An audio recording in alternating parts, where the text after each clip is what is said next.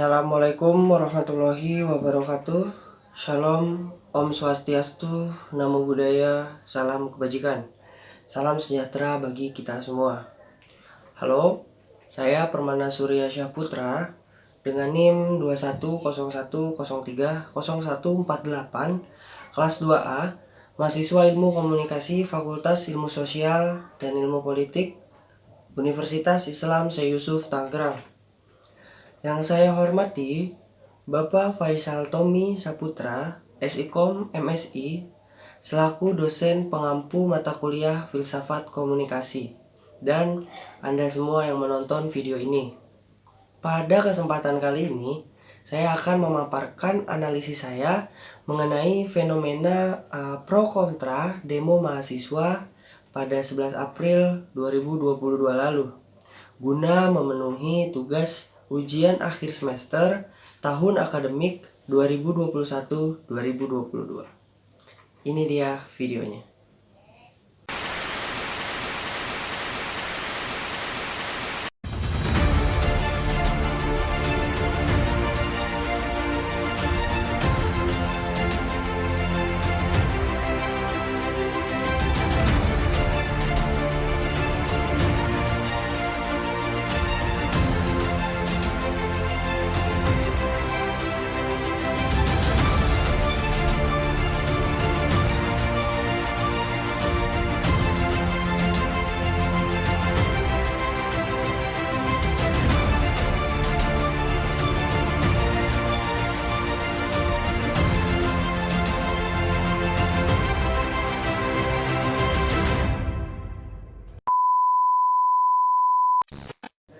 Mahasiswa merupakan status tertinggi dan dianggap sebagai seorang yang intelek.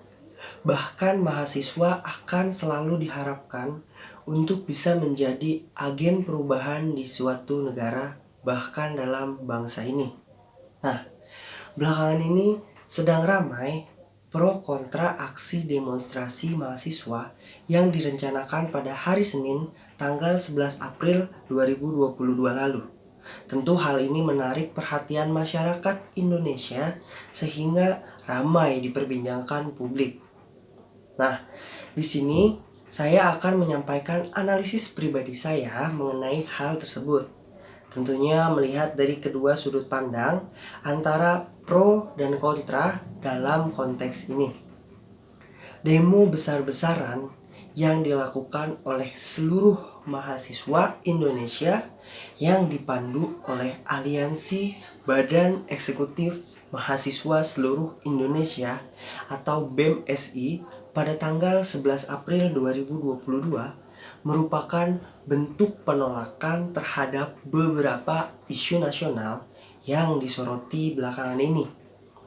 Beberapa isu yang dimaksud adalah naiknya harga BBM, kelangkaan dan kenaikan minyak goreng, pemindahan ibu kota negara atau IKN, kenaikan pajak, penundaan pemilu 2024 dan perpanjangan masa jabatan presiden.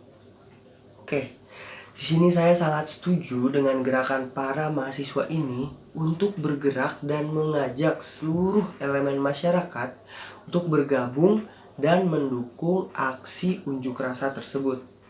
Jelas, karena ini adalah isu nasional yang dimana sudah menjadi tugas mahasiswa untuk bisa menjadi kontrol sosial terutama kepada kebijakan-kebijakan pemerintah yang tidak sesuai.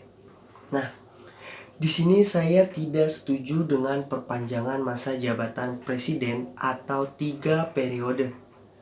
Karena saya sependapat dengan para mahasiswa yang melakukan aksi untuk mendesak Bapak Presiden bersikap tegas atau memberi pernyataan sikap menolak penundaan pemilu atau masa jabatan 3 periode. Karena sudah jelas hal ini tentu akan mengkhianati konstitusi negara. Nah, saya pun mendukung aksi mahasiswa ini untuk mendesak Bapak Presiden menunda pemindahan ibu kota negara baru. Kenapa? Karena masih banyak urgensi yang jauh lebih penting daripada sibuk mindahin ibu kota. Lebih baik menstabilkan harga dan menjaga ketersediaan bahan pokok di masyarakat. Bapak Presiden harus mengusut tuntas para mafia minyak goreng dan mengevaluasi kinerja materi terkait. Dikarenakan pada saat itu minyak goreng menjadi langka dan harganya menjadi naik, di mana rakyat kecil itu menjerit. Dan saya pun sependapat dengan aksi mahasiswa yang menuntut dan mendesak Bapak Presiden dan wakilnya untuk berkomitmen memenuhi dan menuntaskan janji-janji kampanye di sisa masa jabatannya. Nah, itulah analisis dan pendapat saya mengenai aksi mahasiswa tersebut dengan isu-isu yang ada dari sudut pandang pro. Namun, tidak dapat dipungkiri bahwa terdapat kontra terhadap fenomena aksi demo mahasiswa ini. Ragam komentar bermunculan dari netizen Indonesia. Tentu saja tidak semua menunjukkan dukungan terhadap aksi mahasiswa tersebut. Ada juga yang bersikap kontra dengan beragam alasan. Sekarang, di sini saya akan mengemukakan analisis saya terkait aksi demo mahasiswa tersebut dari beberapa isu dengan sudut pandang yang kontra. Yang pertama, hasil analisis saya mengenai aksi tolak perpanjangan masa jabatan 3 periode kepada presiden seharusnya bisa diganti dengan isu lain. Mengapa? Karena presiden sendiri sudah mengatakan bahwa beliau tidak berminat dan tidak mau untuk memperpanjang jabatan sampai 3 periode. Lalu mengenai kenaikan harga minyak. Menurut analisis saya dari berbagai sumber, nyatanya memang seluruh dunia sedang mengalami kenaikan harga minyak. Dan wajar saja, karena belakangan ini tidak hanya Indonesia, namun seluruh dunia sedang mengalami krisis akibat dilanda pandemi COVID-19 yang hingga kini belum kunjung terhenti. Sehingga seluruh dunia ini ikut merasakan impact dari wabah tersebut. Berhubung dengan masa pandemi ini, seharusnya kita lebih sedikit lagi untuk sadar dalam menyampaikan aspirasi yang begitu banyak caranya. Saya menganalisis dalam kondisi saat ini, seharusnya kita sebagai mahasiswa lebih mementingkan keselamatan orang banyak.